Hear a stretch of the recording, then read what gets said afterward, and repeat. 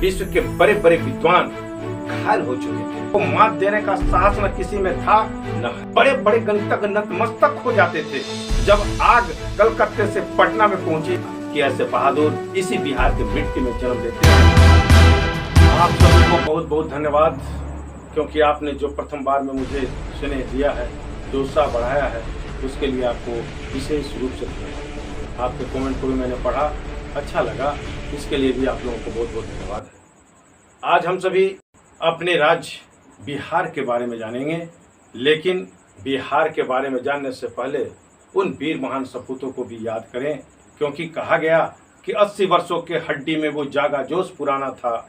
लोग कहते हैं कुंवर सिंह भी बड़ा वीर मर्दाना था। आग लगी कलकत्ते में और पटने में पहुंची चिंगारी, इधर से बाबू कुंवर सिंह भी करने लगे युद्ध की तैयारी। हाँ, आपने सही सुना, क्योंकि आज हम सभी उस महान स्वतंत्रता सेनानी, सफल सेनानायक, महान योद्धा और क्रांति के अमरत्व पुत्र बाबू कुंवर सिंह के राज्य बिहार के बारे में चर्चा करने जा रहे हैं। यह सौभाग्य है कि हम वैसे महान सपूत की चर्चा कर रहे हैं, वैसे महान सपूत के राज्य की चर्चा कर रहे हैं जिस मिट्टी में वे बड़े हुए, पले और आगे बढ़े। सर्वप्रथम यह जान ले कि हमारे राज्य का नाम बिहार क्यों पड़ा, बिहार का अर्थ क्या होता है। तो आप जान लें कि बिहार का अर्थ मठ मंदिर होता है, पर कुछ इतिहासकारों के अनुसार यहाँ बौद्ध विहारों की संख्या अधिक होने के कारण इस भूमि को बिहार के नाम से जाना गया। 26 जनवरी 1950 को बिहार एक संवैधानिक राज्य के रूप में हम लोगों के सामने चर्चित हुआ और सफलतापूर्वक आज तक वो संचालन करते आ रहा है। बिहार कहाँ है, किस दिशा में अवस्थित है भारत के, यह जानने के लिए आप यह जान लें कि बिहार भारत के पूर्व में, उत्तर में नेपाल, दक्षिण में झारखंड, पूर्व में पश्चिम बंगाल और पश्चिम में उत्तर प्रदेश से घिरा जो जगह है वही बिहार है। यह बिहार अपने अंदर अनेक ऐतिहासिक, धार्मिक धरोहरों को छुपाए बैठा है। जानने की जरूरत है कि इसके गर्भ में क्या क्या छुपे हैं। तो आपको जब अस्तित्व को जानेंगे, इसके गर्भ में छुपे हुए धरोहरों को जानेंगे, तो आपको अपने बिहार पर बहुत ज्यादा गर्व होगा, क्योंकि बिहार की वह भूमि जहां से विश्व में ज्ञान की रोशनी छिटकी, जहां से विश्व में ज्ञान का प्रसार हुआ, वह भूमि नालंदा बिहार में ही अवस्थित है। नालंदा विश्वविद्यालय प्राचीनतम विश्वविद्यालय है जो बिहार में ही अवस्थित है। इतना ही नहीं, भगवान बुद्ध की ज्ञान स्थली, जहां से सत्य और अहिंसा का विश्व में प्रसार हुआ, वह स्थल बोध गया बिहार में ही अवस्थित है। उतना छोड़ दें, अगर हम देखें कि भगवान महावीर का निर्वाण स्थल पावापुरी अगर कहीं अवस्थित है तो वो बिहार में ही है। सिखों के 10वें गुरु गोविंद सिंह का जन्मस्थली अगर कहीं देखें तो बिहार पटना में ही अवस्थित है। तो हमें क्यों नहीं अपने ऊपर गर्व हो, क्यों ना अपने ऊपर हम स्वाभिमान से कहें कि हम बिहार के हैं। बिहार वो भूमि है जहां पर पूज्य बापू को महात्मा बनाने का श्रेय अगर किसी को जाता है तो वो भूमि कोई और नहीं, बिहार का ही चंपारण है। बापू आए थे गांधी बन करके और यहां से जब लौटे तो वो महात्मा बन चुके थे, और यही भूमि है जो उनको राजनीतिक क्षेत्र में उतार दिया और बापू से महात्मा बन गए। लोगों के लिए एक आस्था का विषय, जहां पर मोक्ष की प्राप्ति होती है, मुक्ति का धाम जिसे हम गया कहते हैं, जहां पर पितरों का पिंडदान किया जाता है, वह भूमि कहीं और नहीं, बिहार में ही गया अवस्थित है। बिहार में ही कौटिल्य, विष्णुगुप्त जैसा नीतिकार पैदा हुए, जिनके कूटनीति के कारण विश्व के बड़े बड़े विद्वान घायल हो चुके थे। इस कूटनीति को मात देने का साहस न किसी में था, न है न रहेगा, क्योंकि आज भी चाणक्य नीति सबको प्रिय है। यह चाणक्य बिहार के मिट्टी में ही जन्म लिया थे। विश्व विजेता सिकंदर के सेनापति सेल्यूकस ने भी बिहार में आकर अपनी हार स्वीकार किया था। तो यह खुशखबरी है कि हमें अपने बिहार पर गर्व होना चाहिए। यह वही भूमि है जहां चंगेज की किस्मत फूटी थी और सिकंदर की तलवार टूटी थी। विश्व के गणितज्ञ जिसके सामने बड़े बड़े गणितज्ञ नतमस्तक हो जाते थे, वह कोई और नहीं, जो शून्य के आविष्कारक हैं, शून्य के जन्मदाता हैं, आर्यभट्ट इसी बिहार के मिट्टी में जन्म लिए थे। और आज तक सुन का प्रचलन चल रहा है। बिहार का वर्णन कहाँ तक करें समझ में नहीं आता, जितना कहूँ शेष रह जाता है, क्योंकि यह बिहार है। यहाँ से 40 सांसद चुन के जाते हैं, 343 एमएलए का चयन होता है, 38 जिले, 9 प्रमंडल, 101 अनुमंडल, 534 ब्लॉक, 8,471 ग्राम पंचायत और 45,103 गांव अगर समाहित है तो बिहार में ही समाहित है, क्योंकि ये बिहार का क्षेत्रफल 94,163 किलोमीटर स्क्वायर है कि जनसंख्या की दृष्टि से हम भारत में तीसरा स्थान रखते हैं।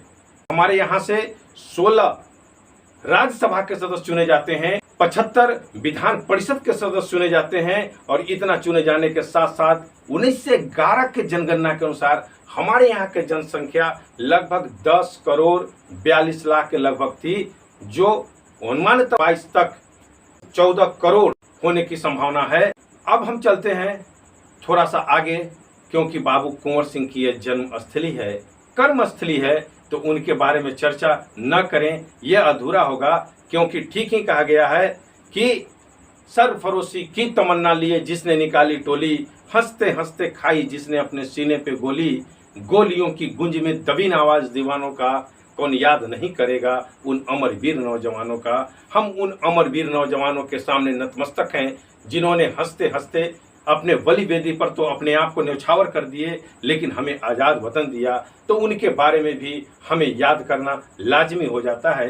तो आइए हम उनके बारे में एक छोटा सा सारांश देखें। अंग्रेज सर्वप्रथम जब 1857 की क्रांति शुरू हुई, मंगल पांडे ने जय घोष कर दिया। जब आग कलकत्ते से पटना में पहुंची, दानापुर छावनी से जो सिपाही थे वे विद्रोह करके आरा जगदीशपुर गए, जहां बाबू कुंवर सिंह को अपना नेता मान लिए।